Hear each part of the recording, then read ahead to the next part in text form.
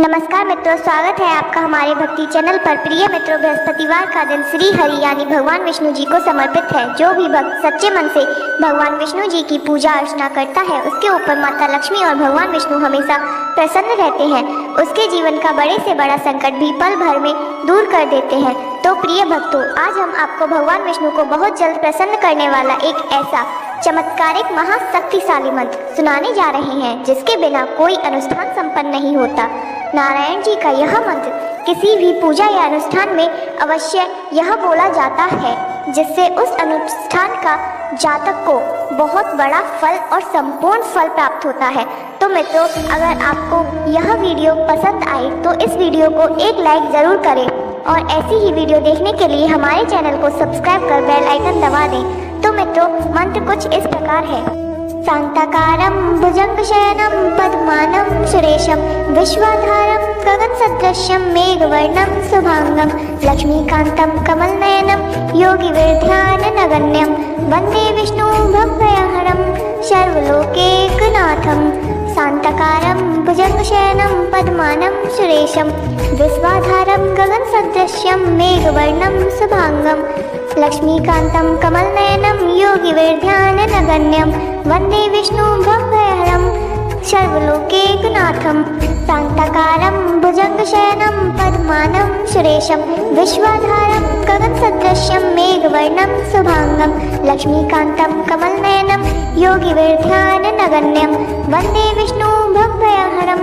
सर्वलोकैकनाथं। शांताकारं भुजंगशयनं पद्मानं सुरेशं विश्वाधारं गगनसदृशं मेघवर्णं शुभांगं लक्ष्मीकान्तं कमलनयनं योगिविध्याननगण्यं वन्दे विष्णु भव्यहरं सर्वलोकैकनाथं। शांताकारं भुजंगशयनं पद्मानं सुरेशं विश्वाधारं गगनसदृशं मेघवर्णं शुभांगं लक्ष्मीकान्तं कमलनयनं योगिविध्याननगण्यं वन्दे विष्णु भव्यहरं सर्वलोकैकनाथं। शांताकारं भुजंगशयनं पद्मानं सुरेशं विश्वाधारं गगनसदृशं मेघवर्णं शुभांगं लक्ष्मीकान्तं कमलनयनं योगिविध्याननगण्यं वन्दे विष्णु भव्यहरं सर्वलोकैकनाथं। शांताकारं भुजंगशयनं पद्मानं सुरेशं विश्वाधारं गगनसदृशं मेघवर्णं शुभांगं लक्ष्मीकान्तं कमलनयनं योगिविध्याननगण्यं वन्दे विष्णु भव्यहरं सर्वलोकैकनाथं। शांताकारं भुजंगशयनं पद्मानं सुरेशं विश्वाधारं गगनसदृशं मेघवर्णं शुभांगं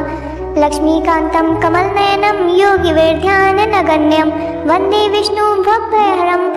सर्वलोकैकनाथं। शांताकारं भुजंगशयनं पद्मानं सुरेशं विश्वाधारं गगनसदृशं मेघवर्णं शुभांगं लक्ष्मीकान्तं कमलनयनं योगिविध्याननगण्यं वन्दे विष्णु भव्यहरं सर्वलोकैकनाथं। शांताकारं भुजंगशयनं पद्मानं सुरेशं विश्वाधारं गगनसदृशं मेघवर्णं शुभांगं लक्ष्मीकान्तं कमलनयनं योगिविध्याननगण्यं वन्दे विष्णु भव्यहरं सर्वलोकैकनाथं। शांताकारं भुजंगशयनं पद्मानं सुरेशं विश्वाधारं गगनसदृशं मेघवर्णं शुभांगं लक्ष्मीकान्तं कमलनयनं योगिविध्याननगण्यं वन्दे विष्णु भव्यहरं सर्वलोकैकनाथं। शांताकारं भुजंगशयनं पद्मानं सुरेशं विश्वाधारं गगनसदृशं मेघवर्णं शुभांगं लक्ष्मीकान्तं कमलनयनं योगिविध्याननगण्यं वन्दे विष्णु भव्यहरं सर्वलोकैकनाथं। शांताकारं भुजंगशयनं पद्मानं सुरेशं विश्वाधारं गगनसदृशं मेघवर्णं शुभांगं लक्ष्मीकान्तं कमलनयनं योगिविध्याननगण्यं वन्दे विष्णु भव्यहरं सर्वलोकैकनाथं। शांताकारं भुजंगशयनं पद्मानं सुरेशं विश्वाधारं गगनसदृशं मेघवर्णं शुभांगं लक्ष्मीकान्तं कमलनयनं योगिविध्याननगण्यं वन्दे विष्णु भव्यहरं सर्वलोकैकनाथं। शान्ताकारं भुजङ्गशयनं पद्मानं सुरेशं विश्वाधारं गगनसदृशं मेघवर्णं शुभांगं लक्ष्मीकान्तं कमलनयनं योगिविध्याननगण्यं वन्दे विष्णु भवभयहरं सर्वलोकैकनाथं शान्ताकारं भुजङ्गशयनं पद्मानं सुरेशं विश्वाधारं गगनसदृशं मेघवर्णं शुभांगं लक्ष्मीकान्तं कमलनयनं योगिविध्याननगण्यं वन्दे विष्णु भवभयहरं सर्वलोकैकनाथं शान्ताकारं भुजङ्गशयनं पद्मानं सुरेशं विश्वाधारं गगनसदृशं मेघवर्णं शुभांगं लक्ष्मीकान्तं कमलनयनं योगिविध्याननगण्यं वन्दे विष्णु भवभयहरं सर्वलोकैकनाथं शान्ताकारं भुजङ्गशयनं पद्मानं सुरेशं विश्वाधारं गगनसदृशं मेघवर्णं शुभांगं लक्ष्मीकान्तं कमलनयनं योगिविध्याननगण्यं वन्दे विष्णु भवभयहरं सर्वलोकैकनाथं शान्ताकारं भुजङ्गशयनं पद्मानं सुरेशं विश्वाधारं गगनसदृशं मेघवर्णं शुभांगं लक्ष्मीकान्तं कमलनयनं योगिविध्याननगण्यं वन्दे विष्णु भवभयहरं सर्वलोकैकनाथं शान्ताकारं भुजङ्गशयनं पद्मानं सुरेशं विश्वाधारं गगनसदृशं मेघवर्णं शुभांगं लक्ष्मीकान्तं कमलनयनं योगिविध्याननगण्यं वन्दे विष्णु भवभयहरं सर्वलोकैकनाथं शान्ताकारं भुजङ्गशयनं पद्मानं सुरेशं विश्वाधारं गगनसदृशं मेघवर्णं शुभांगं लक्ष्मीकान्तं कमलनयनं योगिविध्याननगण्यं वन्दे विष्णु भवभयहरं सर्वलोकैकनाथं शान्ताकारं भुजङ्गशयनं पद्मानं सुरेशं विश्वाधारं गगनसदृशं मेघवर्णं शुभांगं लक्ष्मीकान्तं कमलनयनं योगिविध्याननगण्यं वन्दे विष्णु भवभयहरं सर्वलोकैकनाथं शान्ताकारं भुजङ्गशयनं पद्मानं सुरेशं विश्वाधारं गगनसदृशं मेघवर्णं शुभांगं लक्ष्मीकान्तं कमलनयनं योगिविध्याननगण्यं वन्दे विष्णु भवभयहरं सर्वलोकैकनाथं शान्ताकारं भुजङ्गशयनं पद्मानं सुरेशं विश्वाधारं गगनसदृशं मेघवर्णं शुभांगं लक्ष्मीकान्तं कमलनयनं योगिविध्याननगण्यं वन्दे विष्णु भवभयहरं सर्वलोकैकनाथं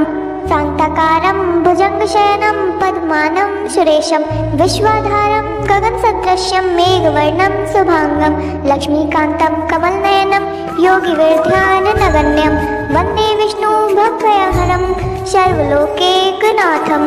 शान्ताकारं भुजङ्गशयनं पद्मानं सुरेशं विश्वाधारं गगनसदृशं मेघवर्णं शुभांगं लक्ष्मीकान्तं कमलनयनं योगिविध्याननगण्यं वन्दे विष्णु भवभयहरं सर्वलोकैकनाथं शान्ताकारं भुजङ्गशयनं पद्मानं सुरेशं विश्वाधारं गगनसदृशं मेघवर्णं शुभांगं लक्ष्मीकान्तं कमलनयनं योगिविध्याननगण्यं वन्दे विष्णु भवभयहरं सर्वलोकैकनाथं शान्ताकारं भुजङ्गशयनं पद्मानं सुरेशं विश्वाधारं गगनसदृशं मेघवर्णं शुभांगं लक्ष्मीकान्तं कमलनयनं योगिविध्याननगण्यं वन्दे विष्णु भवभयहरं सर्वलोकैकनाथं शान्ताकारं भुजङ्गशयनं पद्मानं सुरेशं विश्वाधारं गगनसदृशं मेघवर्णं शुभांगं लक्ष्मीकान्तं कमलनयनं योगिविध्याननगण्यं वन्दे विष्णु भवभयहरं सर्वलोकैकनाथं शान्ताकारं भुजङ्गशयनं पद्मानं सुरेशं विश्वाधारं गगनसदृशं मेघवर्णं शुभांगं लक्ष्मीकान्तं कमलनयनं योगिविध्याननगण्यं वन्दे विष्णु भवभयहरं सर्वलोकैकनाथं शान्ताकारं भुजङ्गशयनं पद्मानं सुरेशं विश्वाधारं गगनसदृशं मेघवर्णं शुभांगं लक्ष्मीकान्तं कमलनयनं योगिविध्याननगण्यं वन्दे विष्णु भवभयहरं सर्वलोकैकनाथं शान्ताकारं भुजङ्गशयनं पद्मानं सुरेशं विश्वाधारं गगनसदृशं मेघवर्णं शुभांगं लक्ष्मीकान्तं कमलनयनं योगिवेर्ध्याननगण्यं वन्दे विष्णुं भवभयहरं सर्वलोकैकनाथं शान्ताकारं भुजङ्गशयनं पद्मानं सुरेशं विश्वाधारं गगनसदृशं मेघवर्णं शुभांगं लक्ष्मीकान्तं कमलनयनं योगिवेर्ध्याननगण्यं वन्दे विष्णुं भवभयहरं सर्वलोकैकनाथं शान्ताकारं भुजङ्गशयनं पद्मानं सुरेशं विश्वाधारं गगनसदृशं मेघवर्णं शुभांगं लक्ष्मीकान्तं कमलनयनं योगिवेर्ध्याननगण्यं वन्दे विष्णुं भवभयहरं सर्वलोकैकनाथं शान्ताकारं भुजङ्गशयनं पद्मानं सुरेशं विश्वाधारं गगनसदृशं मेघवर्णं शुभांगं लक्ष्मीकान्तं कमलनयनं योगिवेर्ध्याननगण्यं वन्दे विष्णुं भवभयहरं सर्वलोकैकनाथं शान्ताकारं भुजङ्गशयनं पद्मानं सुरेशं विश्वाधारं गगनसदृशं मेघवर्णं शुभांगं लक्ष्मीकान्तं कमलनयनं योगिवेर्ध्याननगण्यं वन्दे विष्णुं भवभयहरं सर्वलोकैकनाथं शान्ताकारं भुजङ्गशयनं पद्मानं सुरेशं विश्वाधारं गगनसदृशं मेघवर्णं शुभांगं लक्ष्मीकान्तं कमलनयनं योगिवेर्ध्याननगण्यं वन्दे विष्णुं भवभयहरं सर्वलोकैकनाथं शान्ताकारं भुजङ्गशयनं पद्मानं सुरेशं विश्वाधारं गगनसदृशं मेघवर्णं शुभांगं लक्ष्मीकान्तं कमलनयनं योगिवेर्ध्याननगण्यं वन्दे विष्णुं भवभयहरं सर्वलोकैकनाथं शान्ताकारं भुजङ्गशयनं पद्मानं सुरेशं विश्वाधारं गगनसदृशं मेघवर्णं शुभांगं लक्ष्मीकान्तं कमलनयनं योगिवेर्ध्याननगण्यं वन्दे विष्णुं भवभयहरं सर्वलोकैकनाथं शान्ताकारं भुजङ्गशयनं पद्मानं सुरेशं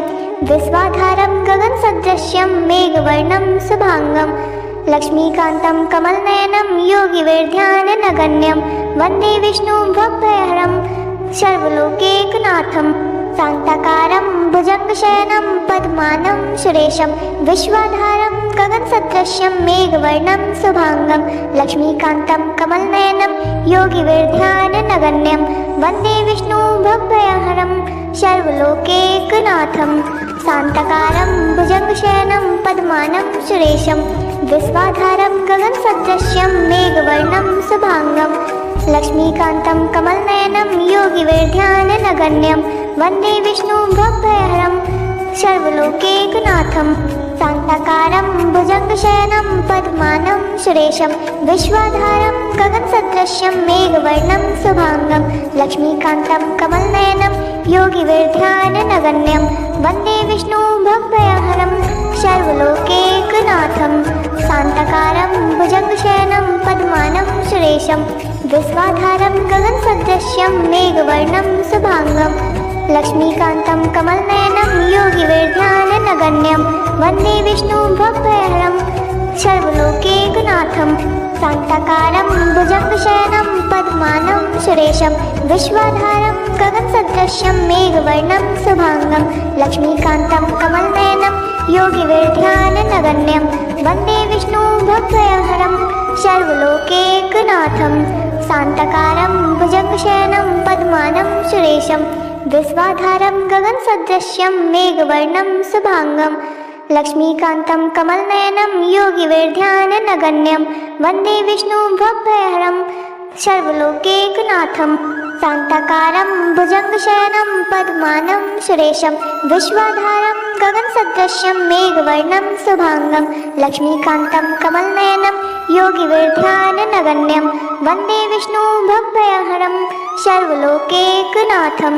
शान्ताकारं भुजङ्गशयनं पद्मानं सुरेशं विश्वाधारं गगनसदृशं मेघवर्णं शुभांगं लक्ष्मीकान्तं कमलनयनं योगिवेर्ध्याननगण्यं वन्दे विष्णुं भवभयहरं सर्वलोकैकनाथं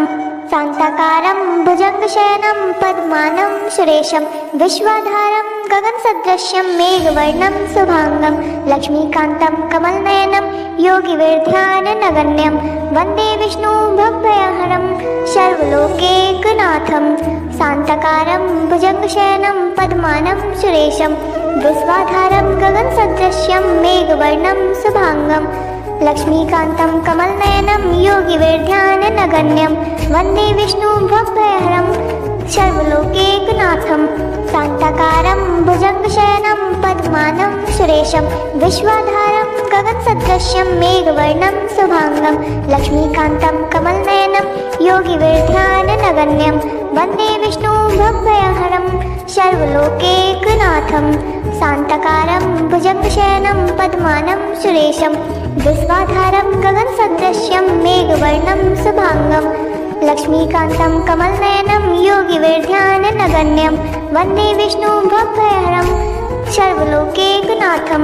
शान्तकारं भुजङ्गशयनं पद्मानं सुरेशं विश्वाधारं गगनसदृश्यं मेघवर्णं शुभांगं लक्ष्मीकान्तं कमलनयनं योगिवेद्यानगण्यं वन्दे विष्णुं भवभयहरं सर्वलोकैकनाथं शान्तकारं भुजङ्गशयनं पद्मानं सुरेशं विश्वाधारं गगनसदृश्यं मेघवर्णं शुभांगं लक्ष्मीकान्तं कमलनयनं योगिवेद्यानगण्यं वन्दे विष्णुं भवभयहरं सर्वलोकैकनाथं शान्तकारं भुजङ्गशयनं पद्मानं सुरेशं विश्वाधारं गगनसदृश्यं मेघवर्णं शुभांगं लक्ष्मीकान्तं कमलनयनं योगिवेद्यानगण्यं वन्दे विष्णुं भवभयहरं सर्वलोकैकनाथं शान्तकारं भुजङ्गशयनं पद्मानं सुरेशं विश्वाधारं गगनसदृश्यं मेघवर्णं शुभांगं लक्ष्मीकान्तं कमलनयनं योगिवेद्यानगण्यं वन्दे विष्णुं भवभयहरं सर्वलोकैकनाथं शान्तकारं भुजङ्गशयनं पद्मानं सुरेशं विश्वाधारं गगनसदृश्यं मेघवर्णं शुभांगं लक्ष्मीकान्तं कमलनयनं योगिवेद्यानगण्यं वन्दे विष्णुं भवभयहरं सर्वलोकैकनाथं शान्तकारं भुजङ्गशयनं पद्मानं सुरेशं विश्वाधारं गगनसदृश्यं मेघवर्णं शुभांगं लक्ष्मीकान्तं कमलनयनं योगिवेद्यानगण्यं वन्दे विष्णुं भवभयहरं सर्वलोकैकनाथं शान्तकारं भुजङ्गशयनं पद्मानं सुरेशं विश्वाधारं गगनसदृश्यं मेघवर्णं शुभांगं लक्ष्मीकान्तं कमलनयनं योगिवेद्यानगण्यं वन्दे विष्णुं भवभयहरं सर्वलोकैकनाथं शान्तकारं भुजङ्गशयनं पद्मानं सुरेशं विश्वाधारं गगनसदृश्यं मेघवर्णं शुभांगं लक्ष्मीकान्तं कमलनयनं योगिवेद्यानगण्यं वन्दे विष्णुं भवभयहरं सर्वलोकैकनाथं शान्तकारं भुजङ्गशयनं पद्मानं सुरेशं विश्वाधारं गगनसदृश्यं मेघवर्णं शुभांगं लक्ष्मीकान्तं कमलनयनं योगिवेद्यानगण्यं वन्दे विष्णुं भवभयहरं सर्वलोकैकनाथं शान्तकारं भुजङ्गशयनं पद्मानं सुरेशं विश्वाधारं गगनसदृश्यं मेघवर्णं शुभांगं लक्ष्मीकान्तं कमलनयनं योगिवेद्यानगण्यं वन्दे विष्णुं भवभयहरं सर्वलोकैकनाथं शान्तकारं भुजङ्गशयनं पद्मानं सुरेशं विश्वाधारं गगनसदृश्यं मेघवर्णं शुभांगं लक्ष्मीकान्तं कमलनयनं योगिवेद्यानगण्यं वन्दे विष्णुं भवभयहरं सर्वलोकैकनाथं शान्तकारं भुजङ्गशयनं पद्मानं सुरेशं विश्वाधारं गगनसदृश्यं मेघवर्णं शुभांगं लक्ष्मीकान्तं कमलनयनं योगिवेद्यानगण्यं वन्दे विष्णुं भवभयहरं सर्वलोकैकनाथं शान्तकारं भुजङ्गशयनं पद्मानं सुरेशं विश्वाधारं गगनसदृश्यं मेघवर्णं शुभांगं लक्ष्मीकान्तं कमलनयनं योगिवेद्यानगण्यं वन्दे विष्णुं भवभयहरं सर्वलोकैकनाथं शान्तकारं भुजङ्गशयनं पद्मानं सुरेशं विश्वाधारं गगनसदृश्यं मेघवर्णं शुभांगं लक्ष्मीकान्तं कमलनयनं योगिवेद्यानगण्यं वन्दे विष्णुं भवभयहरं सर्वलोकैकनाथं शान्तकारं भुजङ्गशयनं पद्मानं सुरेशं विश्वाधारं गगनसदृशं मेघवर्णं शुभांगं लक्ष्मीकान्तं कमलनयनं योगिविध्याननगण्यं वन्दे विष्णुं भव्यहरं सर्वलोकैकनाथं शान्तकारं भुजगशयनं पद्मानं सुरेशं विश्वाधारं गगनसदृशं मेघवर्णं शुभांगं लक्ष्मीकान्तं कमलनयनं योगिविध्याननगण्यं वन्दे विष्णुं भव्यहरं सर्वलोकैकनाथं शान्ताकारं भुजगशयनं पद्मानं सुरेशं विश्वाधारं गगनसदृशं मेघवर्णं शुभांगं लक्ष्मीकान्तं कमलनयनं योगिविध्याननगण्यं वन्दे विष्णुं भव्यहरं सर्वलोकैकनाथं शान्तकारं भुजगशयनं पद्मानं सुरेशं विश्वाधारं गगनसदृशं मेघवर्णं शुभांगं लक्ष्मीकान्तं कमलनयनं योगिविध्याननगण्यं वन्दे विष्णुं भव्यहरं सर्वलोकैकनाथं शान्ताकारं भुजगशयनं पद्मानं सुरेशं विश्वाधारं गगनसदृशं मेघवर्णं शुभांगं लक्ष्मीकान्तं कमलनयनं योगिविध्याननगण्यं वन्दे विष्णुं भव्यहरं सर्वलोकैकनाथं शान्तकारं भुजगशयनं पद्मानं सुरेशं विश्वाधारं गगनसदृशं मेघवर्णं शुभांगं लक्ष्मीकान्तं कमलनयनं योगिविध्याननगण्यं वन्दे विष्णुं भव्यहरं सर्वलोकैकनाथं शान्ताकारं भुजगशयनं पद्मानं सुरेशं विश्वाधारं गगनसदृशं मेघवर्णं शुभांगं लक्ष्मीकान्तं कमलनयनं योगिविध्याननगण्यं वन्दे विष्णुं भव्यहरं सर्वलोकैकनाथं शान्तकारं भुजगशयनं पद्मानं सुरेशं विश्वाधारं गगनसदृशं मेघवर्णं शुभांगं लक्ष्मीकान्तं कमलनयनं योगिविध्याननगण्यं वन्दे विष्णुं भव्यहरं सर्वलोकैकनाथं शान्ताकारं भुजगशयनं पद्मानं सुरेशं विश्वाधारं गगनसदृशं मेघवर्णं शुभांगं लक्ष्मीकान्तं कमलनयनं योगिविध्याननगण्यं वन्दे विष्णुं भव्यहरं सर्वलोकैकनाथं शान्तकारं भुजगशयनं पद्मानं सुरेशं विश्वाधारं गगनसदृशं मेघवर्णं शुभांगं लक्ष्मीकान्तं कमलनयनं योगिविध्याननगण्यं वन्दे विष्णुं भव्यहरं सर्वलोकैकनाथं शान्ताकारं भुजगशयनं पद्मानं सुरेशं विश्वाधारं गगनसदृशं मेघवर्णं शुभांगं लक्ष्मीकान्तं कमलनयनं योगिविध्याननगण्यं वन्दे विष्णुं भव्यहरं सर्वलोकैकनाथं शान्तकारं भुजगशयनं पद्मानं सुरेशं विश्वाधारं गगनसदृशं मेघवर्णं शुभांगं लक्ष्मीकान्तं कमलनयनं योगिविध्याननगण्यं वन्दे विष्णुं भव्यहरं सर्वलोकैकनाथं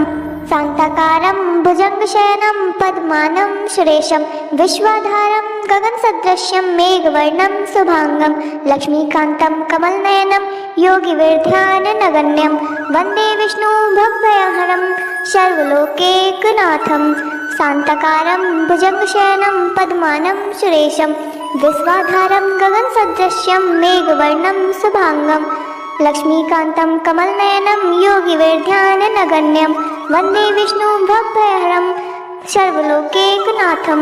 शान्ताकारं भुजगशयनं पद्मानं सुरेशं विश्वाधारं गगनसदृशं मेघवर्णं शुभांगं लक्ष्मीकान्तं कमलनयनं योगिविध्याननगण्यं वन्दे विष्णुं भव्यहरं सर्वलोकैकनाथं शान्तकारं भुजगशयनं पद्मानं सुरेशं विश्वाधारं गगनसदृशं मेघवर्णं शुभांगं लक्ष्मीकान्तं कमलनयनं योगिविध्याननगण्यं वन्दे विष्णुं भव्यहरं सर्वलोकैकनाथं शान्तकारं भुजगशयनं